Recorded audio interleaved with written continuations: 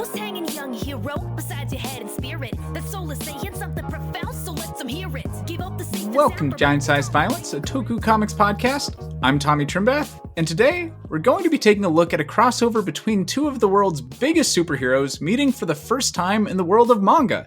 That being the recent Viz Media manga series, Ultraman Along Came a Spider-Man, by writer Shigenobu Matsumoto and artist Tomu Hirakawa. Joining me for this discussion, in a crossover of our own, are fellow Toku comic writers, comic podcasters, and founders of Toku USA Studios, James Santana and Hunter Van Lierop. Regular listeners of the show will remember James from last year's episode discussing the World of Nebulon preview book, and he and Hunter have an ongoing Kickstarter campaign for the first full-size issue in the Nebuverse, Nebulon Night of Justice. Hunter and James are also working together on upcoming comics like Supergroup and The Trenches, and together they've hosted over 230 episodes of the Android's Amazing podcast, where they've interviewed Toku Comics legends like Kyle Higgins, Ryan Parrott, and even the host of today's show. With all that said, I'm excited to welcome to the show James Santana and Hunter Van Lireup. Welcome back, guys. Hey, thanks. That's the most wonderful intro we've ever gotten. Thank you. You're always too professional with us, and we feel like we don't deserve it. Yeah. Yeah, well, I am and you don't, so. Okay. Let me just kick it off by disrespecting you real quick. I quit. I'm out. All right. Bye, I guess. So, as two longtime comics podcasters, how's it been in promoting the campaign, like doing the rounds on everyone else's podcasts? I was gonna say being on the other side is definitely it's weird, because It's usually so weird. we would dabble a little bit. We didn't do too many interviews, and I do want to get back myself into it, but it's weird being on the other end. I like asking questions, I don't like getting questions. I don't like answering things. You know what it is? I've gotten used. I'm getting used to it now, but it's so weird. And it's like someone asked me this question last episode, and then someone else asked me the same question the episode before. I'm like, all right, cool. I'm getting it. Like, all right, cool. This is what the actual press junket kind of feels like. See, now you got to make it weird, and you got to interview each other and post about Nebulon Night of Justice on the Android's Amazing feed. Like, there's at least a couple listeners that don't know. I'm sure of it because, like, Twitter and all social media is real awful about, like, posting the things you do to the people that want to know about the things you do. Oh, so, for sure. Get an episode out there before your last 48 hours. We could actually. We'll think about it. If like 9 days or something like that. 7. Oh, Blank days. Beep. But for those unfamiliar, tell our audience a bit about Nebulon Night of Justice. Cool. James, go ahead. Nebulon Night of Justice is a tokusatsu-inspired comic book that Hunter and I created. We started this kind of about 4 years ago with the short story, our team-up issue, which is Project K meets Nebulon. And then from there, we did a Project K one-shot, and now we are going full force into Nebulon, full series, full regular-size issue number 1 with Nebulon Night of Justice, which is inspired heavily by our love of comics and tokusatsu, and kind of blended it all together in a cool little, hopefully good comic.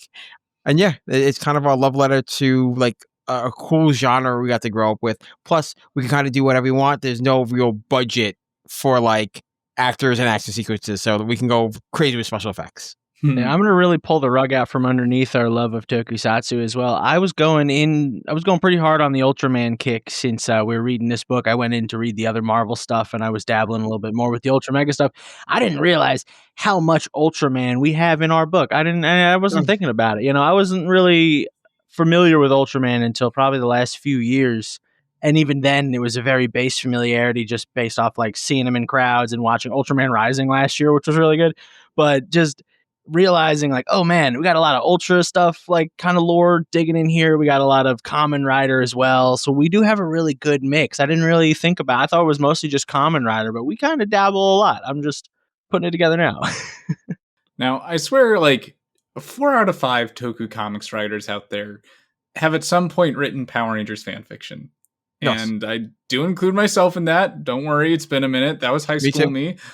At any point, was Nebulon basically another existing Toku character? Like, were the stories that started to form and eventually become Nebulon like ever based around any other favorite characters, whether it be like a Kamen Rider or a favorite Power Ranger? I'll say for me, no. This mostly came from James. So a lot of the tokusatsu stuff is a big James influence, and he did indeed write Power Rangers fan fiction, which he'll get into right now a little bit. 2 seasons.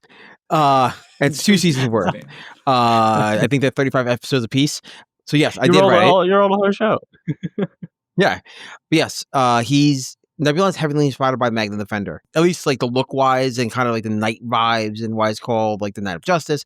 It's very inspired by Magna Defender. He is my favorite Power Ranger character of all time. And a little bit of some of the Camarada stuff, just being like the solo hero. There's no backup team for him per se, really right now. But yeah, no, he's very, very inspired by the tragic hero that I saw in Magna Defender. Now, it's been about a full year since the World of Nebulon preview Kickstarter went off and got released.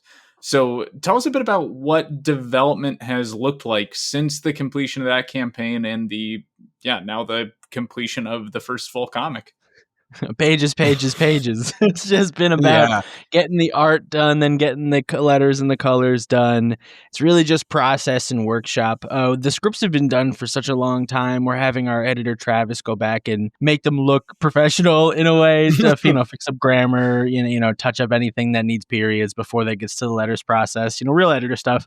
But a lot of it's just really working on getting the artwork done and processed through our little like junction of creators. And it's been fun. Like from the end of World of, a lot of it, we also went back and changed some of like the direction we were planning on going to like take some of the books in, because we had new people come on and we have a real staff now. So we have some new ideas that came on. Some ideas are getting pushed forward. Some got cut down. It became like a lot of like back end like talks and I didn't realize how much like the rest of the staff would also love the same stuff we're doing. And now they're on board doing some cool stuff. And yeah, it's been a fun, like just lots of conversations and nerding out and like, and the amount of ideas that come out of people's heads and how fast turnaround time is for some of these guys. It's wild. Yeah. I'm always shocked when like I can get more than a page in a week. Not that like, never had a problem with slow artists necessarily, but I'm just like, hey, I can write a lot in a day, but like I can't draw this good of a page in my entire life so far. What do you mean you did this twice this week? Oh yeah, it's wild. Sure. Like those emails, so we have a Discord where that's how we kind of keep in touch with each other, the staff, because this is easy and stuff, text messaging or emails. And what would happen would be like Gaff or artists would post it in the Discord and be like, any changes? And I'm like, nothing. Everything looks great. I haven't looked at the page. I'm at work half the time looking at it. So I'm like, no, this looks amazing. And then like Jack, our colorist, would be like, cool. And then that'd be Wednesday. And then like Friday, the page would be fully colored and we're done. And I'm like, cool. I guess I'm paying you again, Gaff, to go finish and work on it. He goes, yeah, I'm halfway done with the next page. I'm like, cool. Thanks.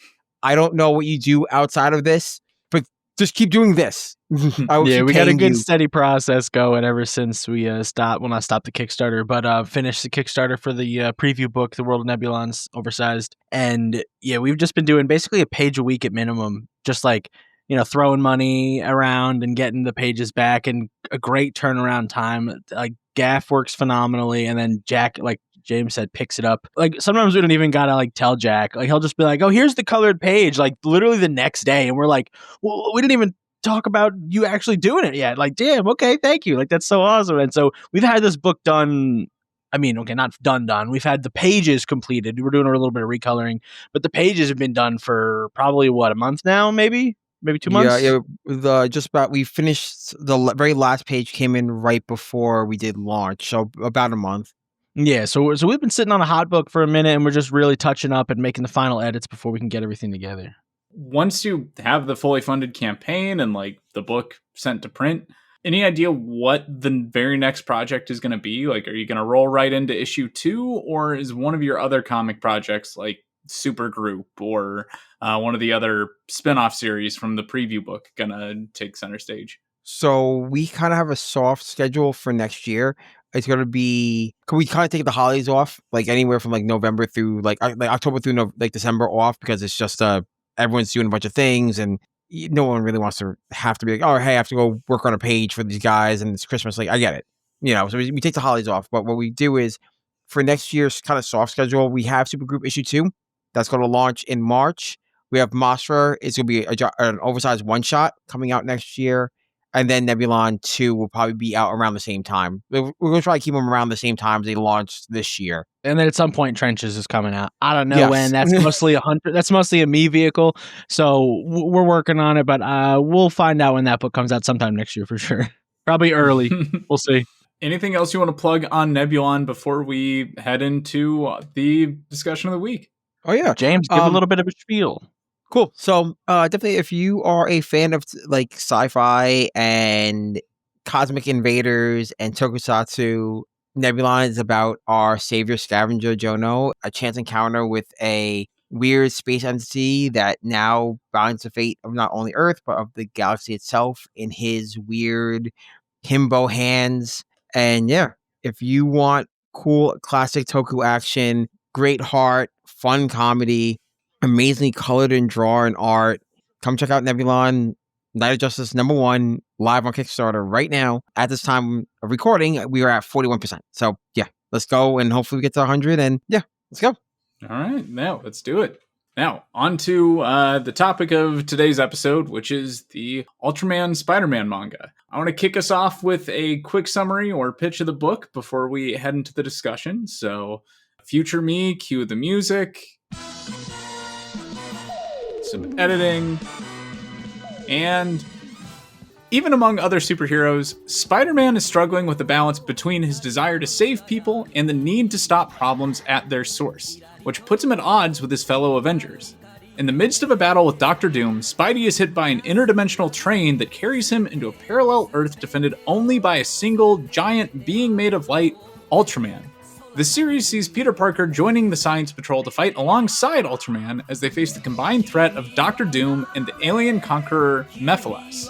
Will Spider-Man be able to stop and empower Doom and find a new way home? And what might he learn from Japan's greatest hero and his reluctantly lethal tactics? The series is currently ongoing, so we still don't know. But our guests today are more than happy to speculate in the meantime. So, James, Hunter, I know you're no strangers to the world of comics, but how did you feel about seeing these two heroes you're quite familiar with in the world of manga? It's funny. So when I got the book, I had gotten a week before you, Hunter, and I was like, Yeah. I was reading it, and I was like, this feels weird. Yeah, why is it backwards? Well, not even it was backwards. I read manga, I do read manga, I have all Tsubasa, Why but is it I was like, it backwards? feels weird. I'm glad, Tom, you're getting your licks in. I love it. But I was like, this is kind of like looking at it. I was trying to figure out kind of like the placement because normally when like you read a comic book and it's set in an alternate universe, like because this is clearly not set in the 616 canon that he's coming over from the Ultraman. If you read any comic book, like, oh, it's a crossover, and it's like you can kind of pinpoint, like, oh, this is kind of based off of this part of the canon right now, or this is where the look and design come from. I was reading, I'm like, this is all MCU based. This is very closely look wise, design wise. Even Peter's attitude and age look very reminiscent of the Marvel MCU movie stuff. And that's what threw me off. I'm expecting like when I bought the book, I was expecting like older Peter teaming up with older SCCP Ultraman guys, not teenage Peter Parker fresh off of Queens going, hey, let's go, Mr. Stark. I'm like, yeah, okay. Yeah, he dropped a hard Mr. Stark, and I was like, that's crazy. Why are we doing Mr. Stark? We can't be doing Mr. Stark in 2025. That's nuts. We've been out of Mr. Stark since 2019, but it's all good. Yeah, like, I guess it makes sense if they're probably going for more like global audience exposure to Spider-Man. Yeah, and I totally see it visually, like both in the character design and also like they put him in the science jacket, like kind of like Spider-Man. He uniformed up. It was fun.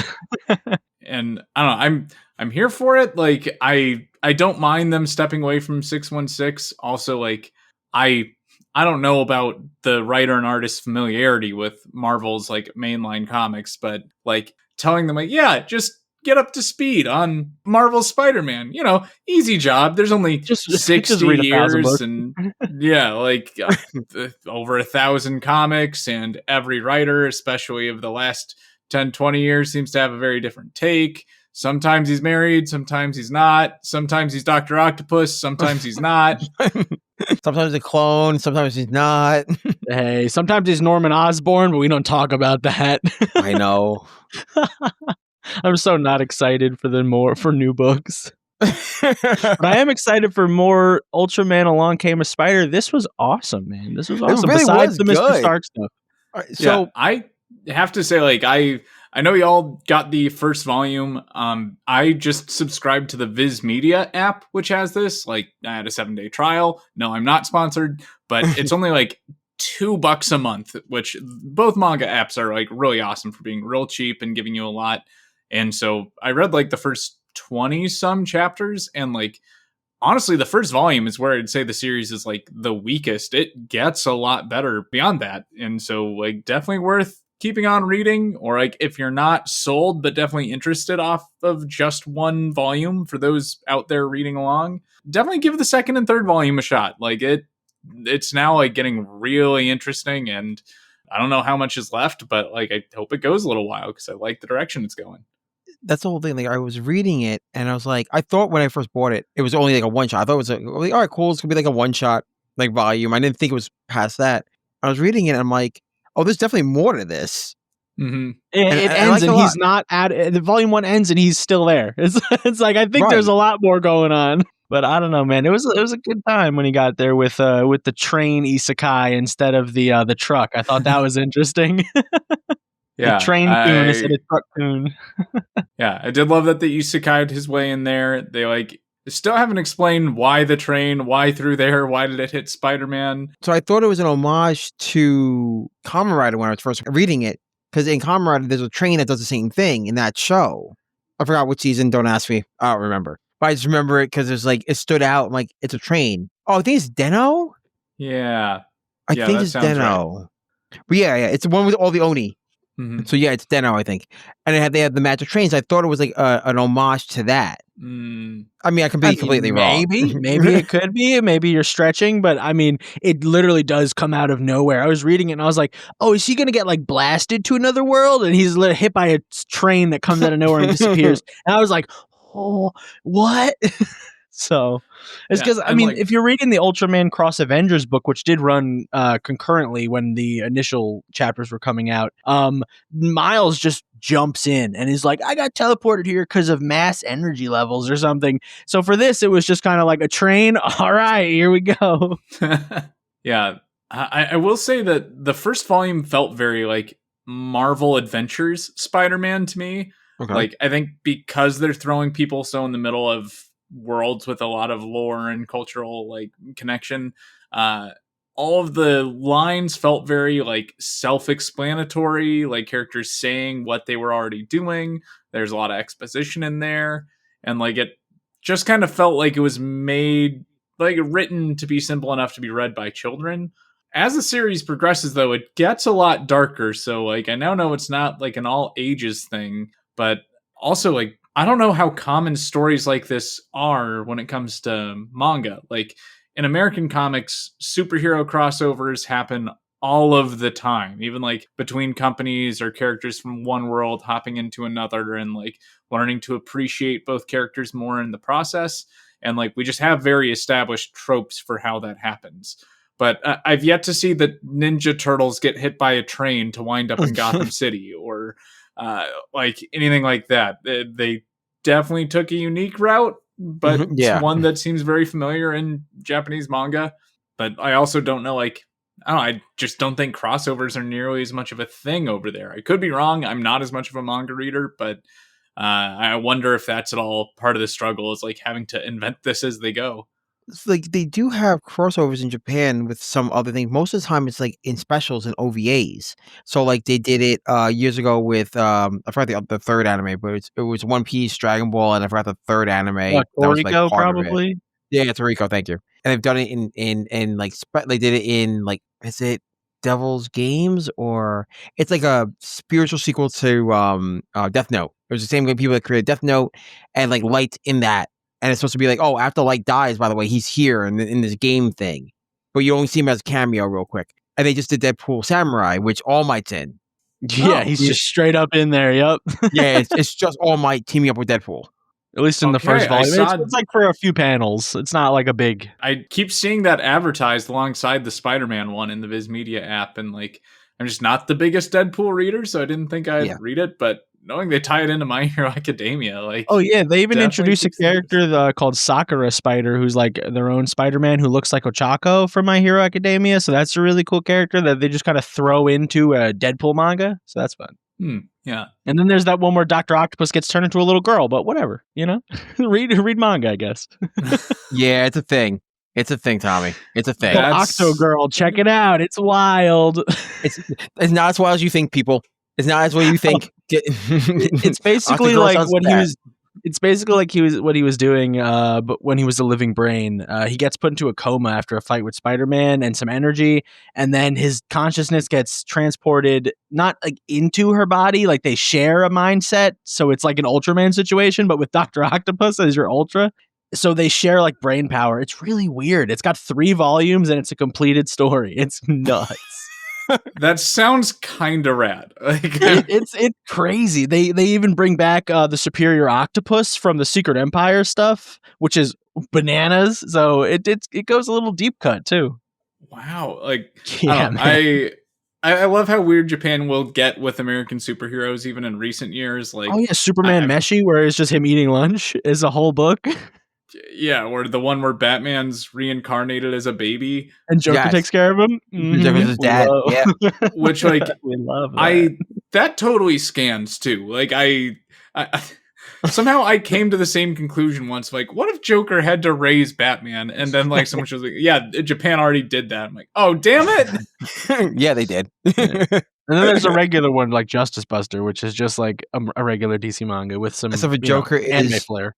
Except for Joker is Jason Todd, and he's a good guy. But a flair.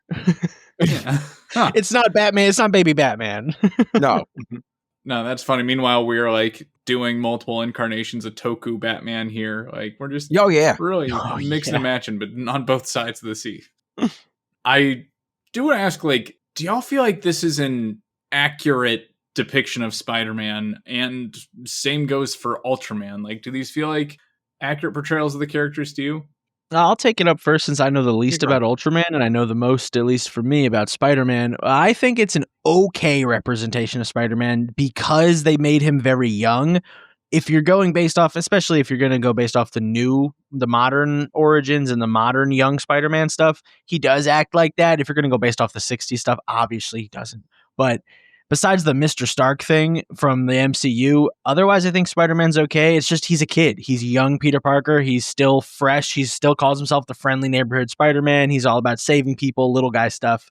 So he's still very much like in his youth.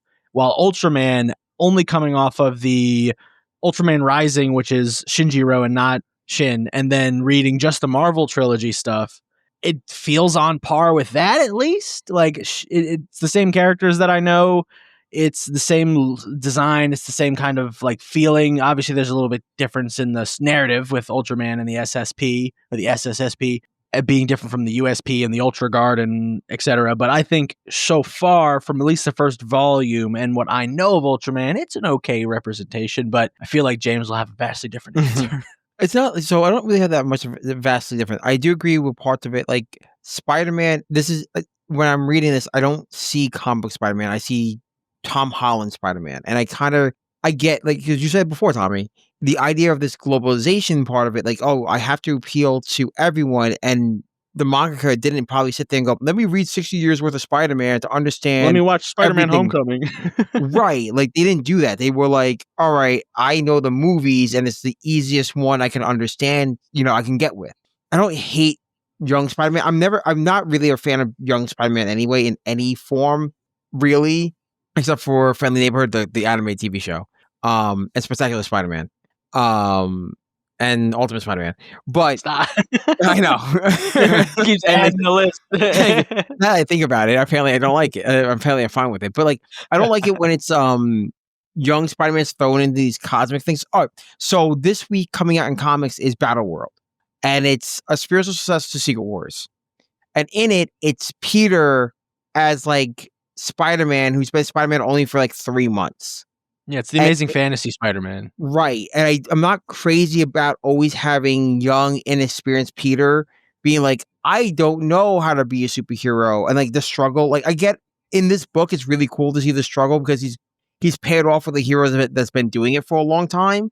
But here I'm just like, fine. Also, he's kind of a dodo in the book. So Well, he's a kid. I know, but like he's like, oh, sushi, I must be in Japan. I'm like, I go to all you can eat sushi and I'm in New York. Like, I mean, he kind of does that in this book. He figures out like he's like, oh, where am I? He's like, oh, Japan. Okay, cool, or wherever they're located, Tokyo, which is Japan, but you know. And for the Ultraman side of it, I love to take on Ultraman in this book. I love it. I mean, there's only, at least in the first volume, the 8 chapters and the 3 chapters that are in the volume itself. Ultraman is, I mean, Shin's not really the main center point here, and he shows up as Ultraman very briefly. So, like I said, I only know a little bit about it. But James, given the extensive lore you know, how are they handling this compared to like the like everything else about Ultraman? Like, so if you compare it to the TV show Ultraman, of course it's gonna be a little bit different. I think the characters in the comic are a little bit younger because the way they're written, just they sound like in their 20s, you know, maybe early 30s, except for like a few characters here and there.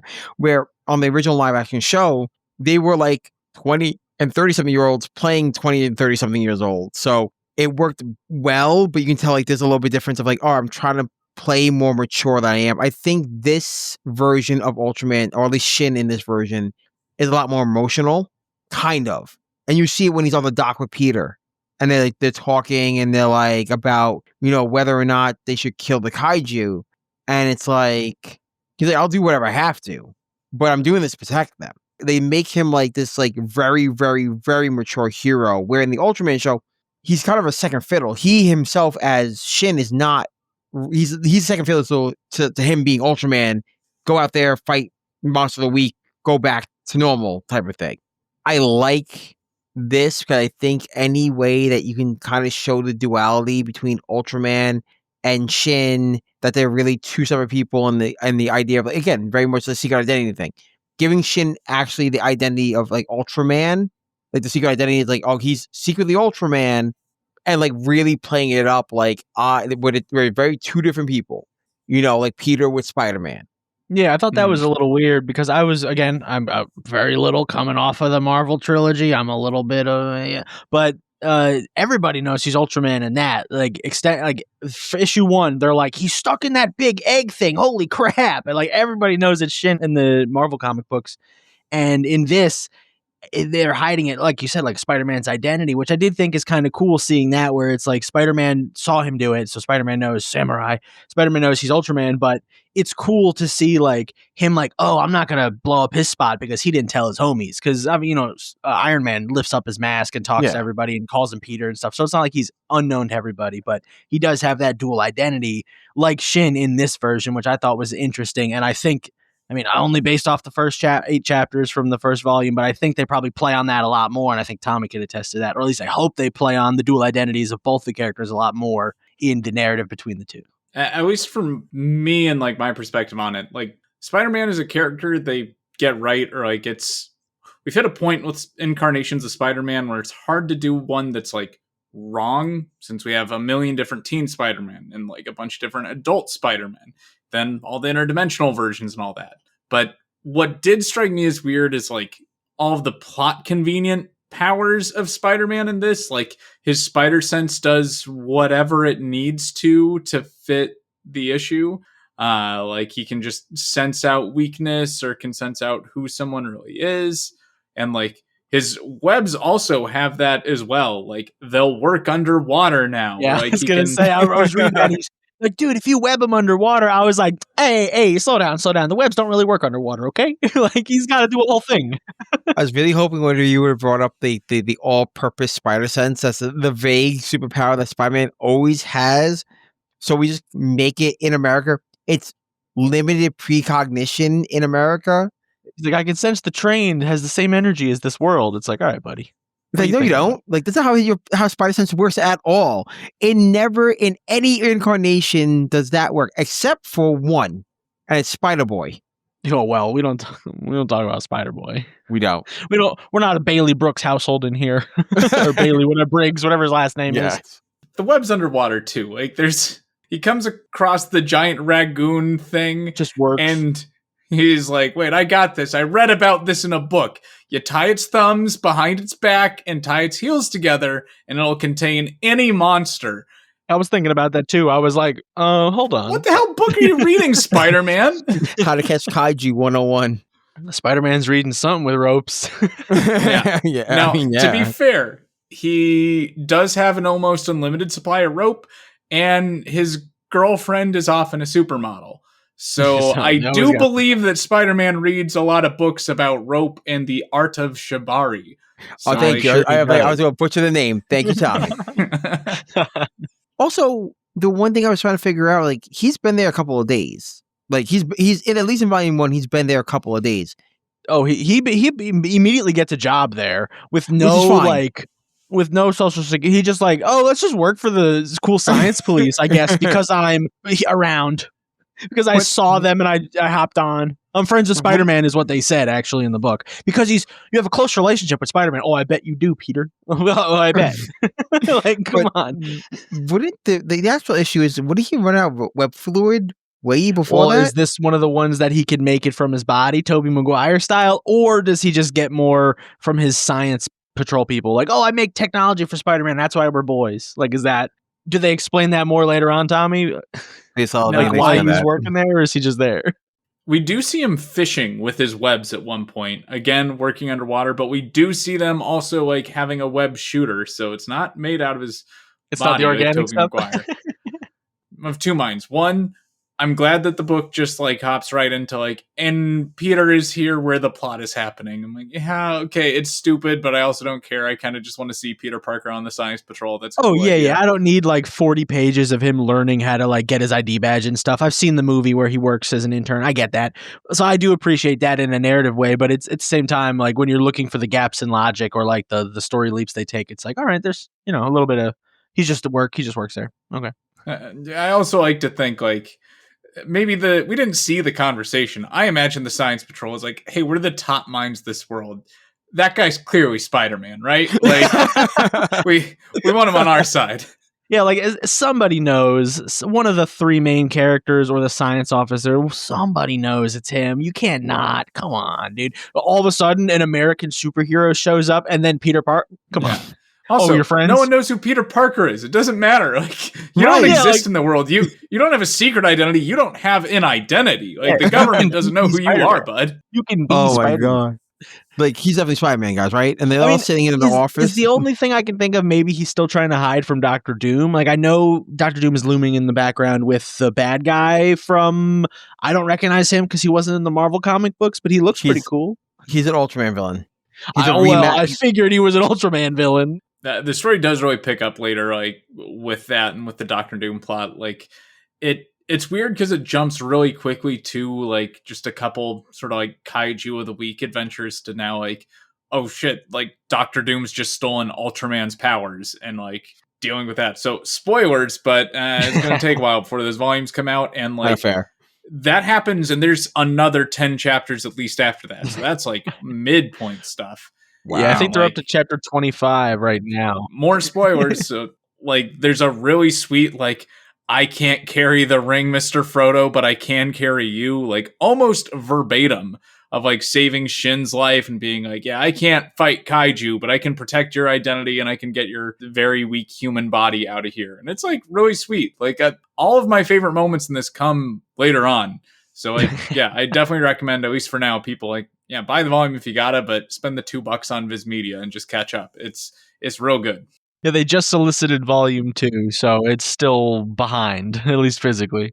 I think you've both read Ultraman X Avengers, like the proper Marvel crossover from Kyle Higgins and Mac Room. I've only read the first issue so far since I am very behind on my pull list, but I want to know how y'all would like compare that to this. First of all, shame on you for being behind your pull list. Every week, you need a pull list. So comparing it to like, I think Ultraman X Avengers is the better blend of Marvel and Avengers. So Marvel and Ultraman, sorry. I like the older staffing of the SSP. I like the story, the congruent story through it. Also, it piggybacks off the 2 volumes beforehand. So it goes Trials of Ultraman, then Ultra 7, volumes and then Ultraman X Avengers, which is all in its own canon together. So it works. If you are reading the Ultraman, it's a comic from Marvel, it all like just flows together. It sets up some really cool stuff. And even the Marvel stuff doesn't feel weird. It does the multiverse jump thing, of course. But again, it's Miles being Miles, and we're like, all right, cool. Miles has done this a million times so far. Fine, whatever. It's the one thing I wish that both crossovers would do, which would be acknowledge that the idea that these characters exist, not even as superheroes, because like I'm not saying have Spider-Man in Ultraman, and that's like, oh, there's 2 of them now, but like, oh, Peter Parker exists, Miles Morales exists, like, oh, cool, and see kind of like where they fall in their universes. Like, you want an ultimate universe and a crossover is what you're saying, where it's like, what is Miles actually from the 616? Who is he? Oh, he's Kingpin's friend or whatever. Like, it's I would think that'd be pretty cool to see what's the Peter Parker equivalent or the Miles Morales equivalent in the Ultraman universe, but that's way too complicated for a crossover that they have limited licensing on, I'm sure. Right, and they only have look, they have like 5 issues to tell it in, and they're not spending 4 pages to explain like, oh, and they all exist. But I think the Avengers crossover worked better, and this is more of a one. It's all complete. It's one and done. It's done in 5. You know what I mean? We don't know how long the Ultraman Spider-Man one's going on for. They use contemporary versions of the most modern, recognizable versions of the Avengers in the Avengers Ultraman crossover, which works.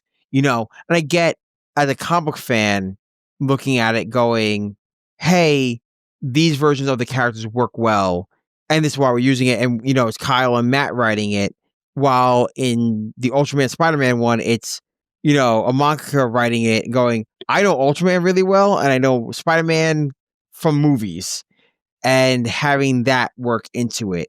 So I think it works well. I think they're both really good. I just think the Avengers Ultraman one is just better because it's done. It's the modern version. It's the more adult version of the characters. The pacing between manga and American comics is entirely different. Like, one's dealing with usually 15-page chapters, the other's got usually around or over 20, and are expected to be more one and done. And having only read the first issue of Ultraman X Avengers, like, that one issue gave me everything I was hoping for from this. Like, we've got Ultraman, we've like meeting Spider-Man, we've got a giant combining robot, we've got a Japanese Spider-Man reference in there. Like, this is everything I was hoping for, and like knew I might not get in this, at least when it comes to the robots and the Japanese Spider-Man. So I really enjoyed that and where it's going. So I'm excited to check out the next 3 issues of that, and I can tell like the way you tell stories in one comic medium versus another is entirely different. But also, that book felt very made for me. Like, I mean, I was already following these books, and like, I'm a big fan of Matt Groom and Kyle Higgins. And so like getting one of my favorite podcasters and comic writers on a tokusatsu book like this, and then pulling in all these other heroes, like, that's just going to work for me. And I know that the target audience for this manga is not at all the same, and that I'm only reading this because of this show, and so I guess I am not like the person they are writing this for. And I'd love to know more of like the actual intended Japanese audience, like what their response to this was. Right. And it does seem that this is targeted towards like Ultraman fans that are also like the target audience is Ultraman fans, and then the adjacent is Spider-Man. Well, on the other side here, we did the target audience is Avengers fans, and then secondary is Ultraman fans.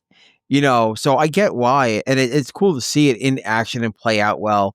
It just ends up being like, it's really cool to see it. I just want to see kind of like where the Ultraman Spider-Man story goes, and honestly, the way you describe it, I can't wait to see where it goes, if it gets darker and crazier. But yeah, no, it's really cool. And again, Matt and Kyle did great on the Ultraman Avengers story.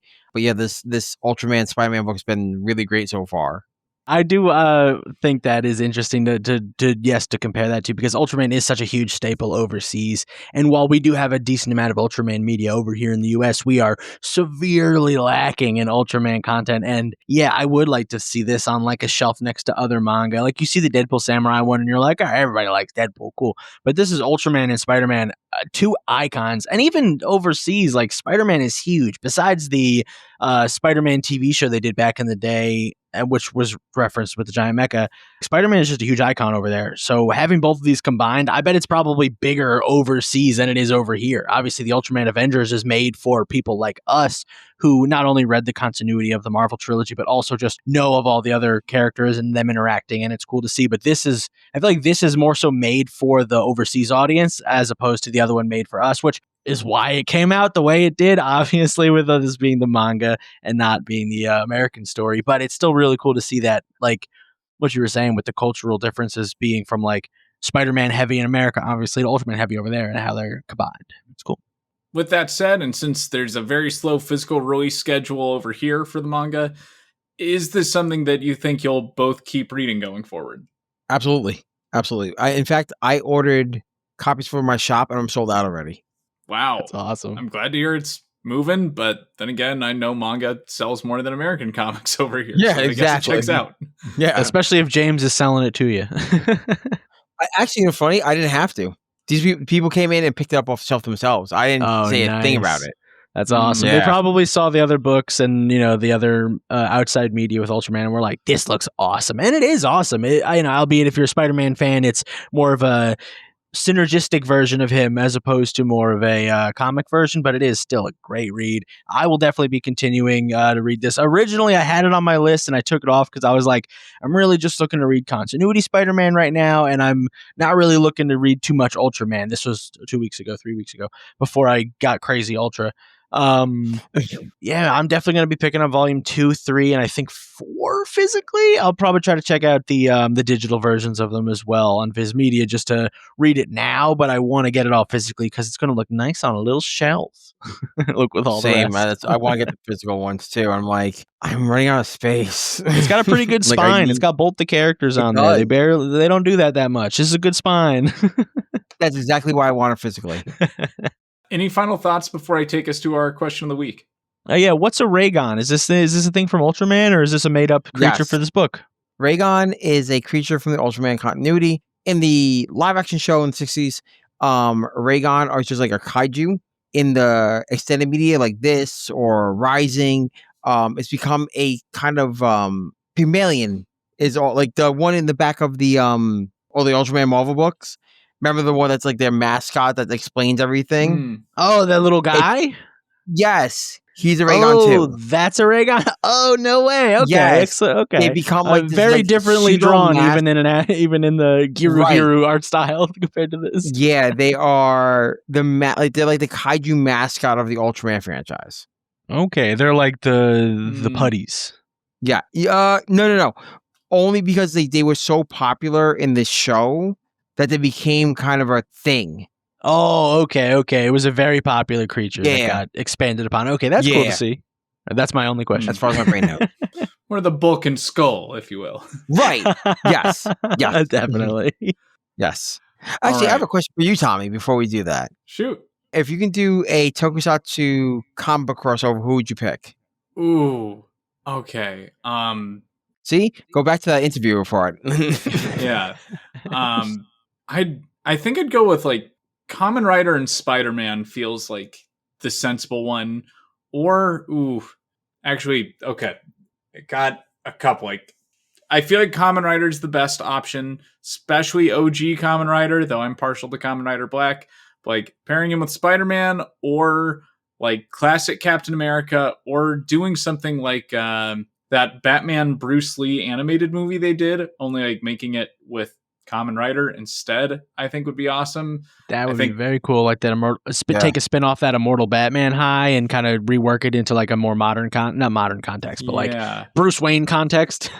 Like if I was going to do like an Americanization of Kamen Rider, I would want to make it something that's in like 70s LA and like kind of drawing on like some Bruce Lee inspiration, or like make a less morally reprehensible version of Once Upon a Time in Hollywood. Uh, But with Kamen and- Rider? yeah, with Kamen Rider. Like, okay, now this guy's fighting Nazis in Hollywood as a kung That's fu a stunt pretty artist. good pitch. You should That's hold on to actually cool. that. Keep that idea, Tommy. Who's Lock it in. writing this down? Who's writing this down? I know. Me, I'm writing it. I think it's like Wizard Magazine or not with. Someone has the Kamen Rider comics rights, and I am available to be hired. Titan. Titan, I think, Titan has has it. Or at least Titan, they that's had it. it. Yeah, Titan. They had it. Reach out to I don't know who Titan. has it See if now. they still Yeah, got reach it. out to Titan. Good idea. Yeah, that's a good idea. What about you two, though? Let's hear yours. Oh, yeah, mine's easy. I would do Power Rangers meets... Ooh. He says easy and then struggles. No, because I don't want to do Power Rangers Justice League because they did that already. Yeah. Oh, actually, you know what? I would do Power Rangers Power with... Rangers X-Men? No. I would either do Power Rangers with Teen Titans, but it has to be Jeff Johns' Teen Titans. Okay. Good lineup for it. That's and, Superboy? Yeah, good dynamics there. That's Superboy, Cassie, Tim, Kid Okay. Flash, Impulse. 2006? That run? Yeah. Okay. That team, yeah. That You know, team they- I would do a team up with. They did do officially a Power Rangers X-Men crossover in the form of T-shirts in the 90s. Okay. That's not the same, but that's still very Yeah, cool. That t-shirt. Yeah, I That's still have one. killer. Someone gave one to me. It's in my room, and it's hilarious. Like, it's cheap Fox Kids media tie-in stuff because, like, the one I've got, it's like your most Jim Lee looking Wolverine, and then it's like the 90s pillowcase paper plate Power Rangers artwork with, you know, they're all stubby and kind of muscly. Like, no effort went into like, hey, can we just draw Wolverine and any of the Power Rangers side by side? Nope, just taking existing 90s clip art and pasting those together and putting it on T-shirts. Like, It's easy and epic. cheaper. Hell yeah. That's the 90s Do you know- or the 80s or whatever.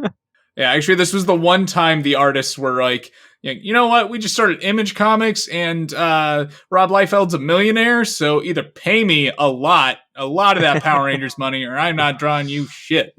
And so Absolutely. they didn't, and they just, I don't know, the copy and pasting like wasn't a thing yet, so I don't know how they screen printed that. It was still a lot of work, I'm sure, but you could have found That's a so artist, cool. I'm sure. What about you, Hunter? My crossover would be Ultraman Green Lantern. I would have Ultraman be Ooh. the Abun Sur. He Oh, shows up with the yeah. Green Lantern ring and the Ultra Powers, crashes into Shin, gives him the ring and the Ultra Powers, and then he joins the Green Lantern Corps. That would be my pitch. So DC, get the rights to Ultraman, hit me up. I got you. They can't. They have to finish the Marvel story first. Shut up. Well, yeah. Finish the Marvel one. Give me a Marvel omnibus. Come on, Matt Grom, finish it up, and then hop back on DC. So give me Green Lantern because I think that'd be really cool having Ultraman kind of be more of a space cop. Is on top of him being because only based off the lore I know from the new stuff. Again, I'm going to pull from that. Is not the Marvel direct, but like the more modern interpretation of the protector of the universe kind of deal, or protector of Earth, but not interfering. But him being outside of Earth, in the atmosphere of the sector of Green Lantern would be kind of cool. Man, why are we waiting for the big two? I know, this is totally out of order, but there was one point I wanted to touch on with the whole, like, dealing with Ultraman lore in, like, the 616 universe. Yeah. Is that, like, DC almost had a shot with that, with, like, Final Crisis from Grant Morrison. He introduces the Super Young team, which is, like, the current generation of, like, classic Japanese heroes. And they never really explore it, but in the art books for Final Crisis, there's, like, this whole expanded lore of, like, this character a lot like Ultraman, and then Kamen Rider, then people that are more like, Gundam and Astro Boy inspired characters, like, teamed up for this kaiju invasion. And, like, we've never really seen Grant Morrison write the Japanese superheroes, which, like, I feel like there's a lot of opportunity there.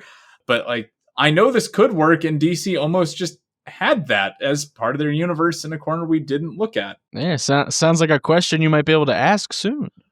Maybe somewhere. But I do think the real reason it didn't probably go anywhere is because the sales for Final Crisis weren't that great. I think that's the only reason why they did it. Because they killed Batman.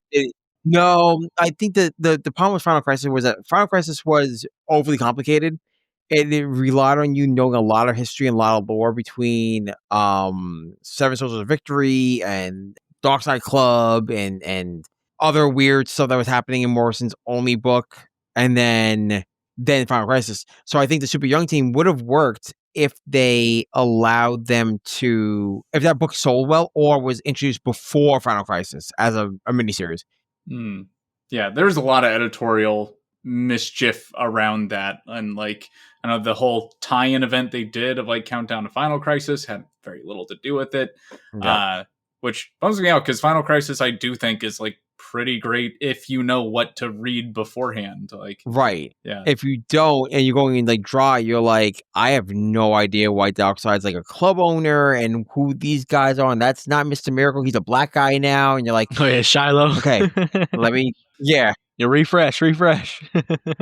Yeah, like go back to like the early 2000s, read Seven Soldiers of Victory, which was not in canon originally, and then now it's in canon. Now read all that.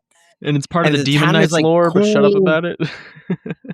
Right, like don't say anything. Yeah. Now, my turn for a question of the week. One of the weird things that this book did was use Doctor Doom as the main villain, which like checks out for needing a villain of that scale that could like give Ultraman a run for his money, but is also weird because like he's not a Spider-Man villain. Like he's barely an Avengers villain. That's the Fantastic Four's guy.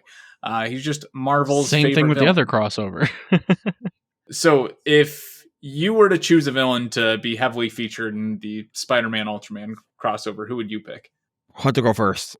Dr. Octopus, probably. He's the other smart guy. If you're looking for a smart guy who likes technology, Dr. Octopus is such an easy choice. But you could also go with because it's kind of MCU based, you can go with the new version of the Vulture and the Tinkerer. You could also have gone with Kraven the Hunter. He's hunting kaiju. That could have been a cool thing, but he's not like immense power level that he could team up with them. He would just be cool to see hang out for like maybe an arc. He shows up trying to hunt big monsters. Maybe he gets one of the Ultras by accident. That would be interesting. He becomes like a kaiju hunter as an Ultra. He corrupts maybe Ultra 7 in this version. I don't know. Dan Moriboshi's not in here. Or he's hunting Shin. He's like, you got to turn back into a human, and then he's not bulletproof. That he's not bulletproof. Yeah, the Punisher. Yeah, right. The Punisher from 127. But if you're looking for immense power scale, I would say Doc Ock only because of the technology power scale. But I think Kraven would be really cool. But Morland's a good choice too because he's an energy sucker or whatever. I was going to say, well, actually, that was going to be my choice actually because it makes sense. Morlun is a multiversal villain, and two, he has the ability to do that, and he's a Spider-Man villain.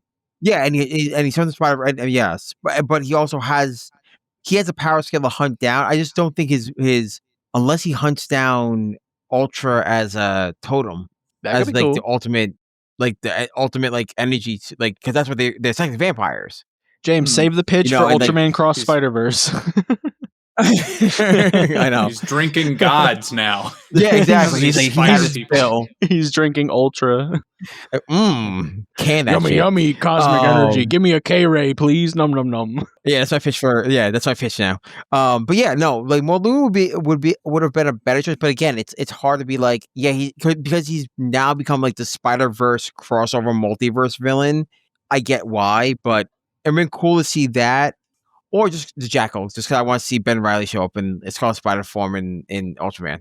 Just because. The Jackal. That would be cool if they get to keep going with this and they get to do a Ben Reilly in Ultraman. That would be interesting. Too complicated, but we joked earlier cool. about how a mangaka gets up to speed on Spider-Man. I made it up to the 90s, but I think I'm ready to tap in. This Jackal guy seems big, and I know Spider-Man's the Scarlet Spider now. like no. He needs 3 years of editorial changes. Dude, because imagine we get a Jackal from the Ultraman universe using like SSSP technology and Ultra stuff. Could be pretty cool. Jackal's a good choice. Ultra 7 and Ben Reilly crossover when? I don't know. Marvel. The Ultraman cross Spider-Verse. Let's go. Touching on that like 90s edgelord stuff, like I think the perfect option is actually Venom. Since like, okay, we're obviously going to be doing alt universe stuff, or at least if we're taking the same approach this did, it's like, yeah, you can do whatever you want with Venom. Like maybe he's not been through 4 redemption cycles here, and like is but you throw a cosmic symbiote on level Shin, hero. you got 3 brains talking. That's really cool. Ooh. We are Ultraman. Very. Like, I know the Godzilla Spider-Man crossover did like, the symbiote hops onto Godzilla because now it's got the biggest, most powerful host. I could see them doing that here. And like, I feel like Venom's the kind of villain you can really scale. And thematically too, like there's a whole aspect of this story that's like, hey, Spider-Man's focused on saving people, but not like stopping the cause of the problem. And if you do want to play with kind of anti-hero Venom, like now you have a third role in this of like, should Spider-Man be more like Venom doing the lethal protector thing, or like just, eating the bad guys? And then like comparing that with Ultraman, like his reluctant killing of kaiju, but like dealing with the source of a problem only when he has to. Fair.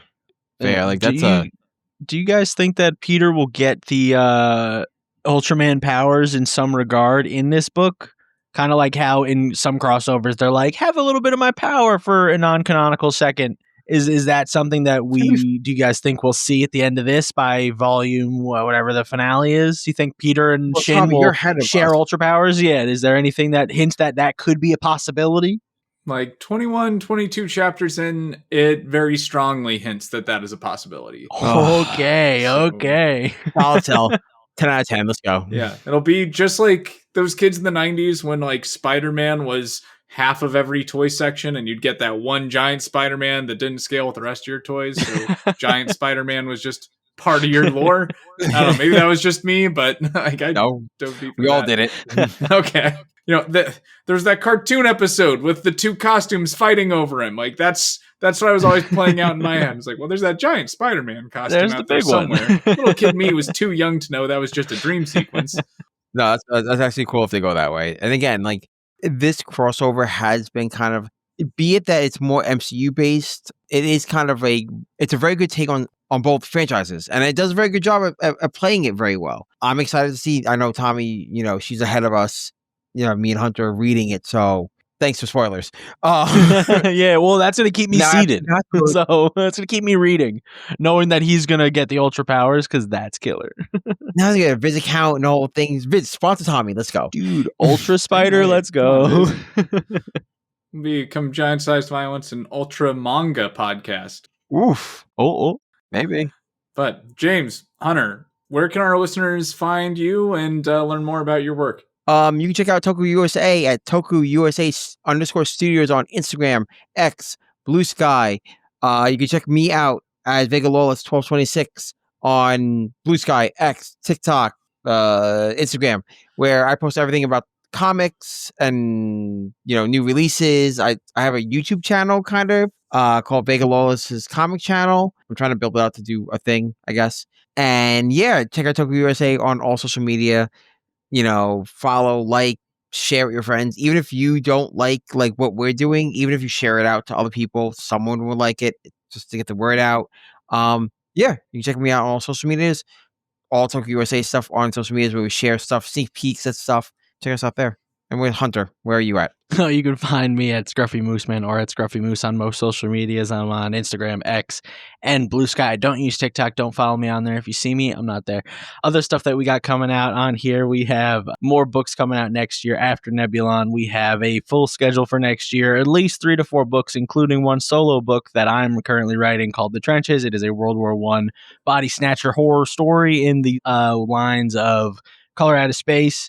It's just a good old spooky time with some gore and some nice purples. And then the only other book I'm working on currently that I'm able to talk about is Penguinomicon. It is fully completed. It was for the Rise of the Flightless anthology that Luke W. Henderson was doing on his itch.io. Now it's going to be a fully released book next year in a physical edition on Kickstarter. We just didn't have it in the schedule this year for him to do it. But next year, we're going to be launching Rise of the Flightless, a oversized edition, and that'll be super fun. So stay tuned for that if you like penguins and fighting off tariffs from the Orange Man. Penguinomicon might be the best title I've heard all year. So thank you. I'll send you the book. I didn't know I didn't send it to you. I will send it to you now. It's pretty good. It's 8 pages. Hell yeah. All right. But thank you again, James and Hunter, for joining us today. It's been great having y'all. No, thank you. Thank you for inviting us on. And it's always a blast talking to you and talking nerdy comics. And yeah, it's great. Yeah, I love talking tokusatsu. It's one of the things that I've started to do a lot more recently, obviously, for the books that we're doing. But just in general, it's cool to consume and talk about. It's a good time. And to our listeners, go back Nebulon Night of Justice on Kickstarter now. There should be roughly 2 or 3 or 4 days left on the Kickstarter by the time this episode goes live. And I would love it if our listeners could help this idea come to life, and you'll want to get on the ground floor of this universe. I'm really liking what I'm seeing so far of the full-size version of Nebulon, so do check it out. If you have requests or recommendations for content you'd like us to cover in the future, you can send them our way on social media. You can find us on the Giant Sized Violence Facebook page, on Twitter, a site you should leave, as @UltraMegaCast, or find me on Blue Sky as @TommyTrimbath, or email us at giantsizedviolence@gmail.com. I'd like to thank you for giving our podcast a chance, and give a special shout out to artists Ray Day Parade and Dark Moon Home Video for designing our logo and cover photos. Our intro and outro music is You're an Ace Kid by Demon Dice from their album Alcatraz. Check out their latest EP, Shut Up, Get Happy, wherever you get your music. Also featured this episode was a sped-up version of Spider-Man, Japanese Spider-Man theme, definitive version, uploaded to YouTube by Sadalizard. We hope you join us again next time as we continue to explore the world of tokusatsu as seen in comics. But until then, take care and remember to do your part in preventing the spread of the kaiju virus. Freedom can't be seen by downcast eyes. So raise your gaze up till your 10 feet tall and shake your fist to the sky. Refuse to die or let them make you small, cause they love just to see you convinced you're just a brick in the wall. But you're not just a brick in the wall. La da da da da.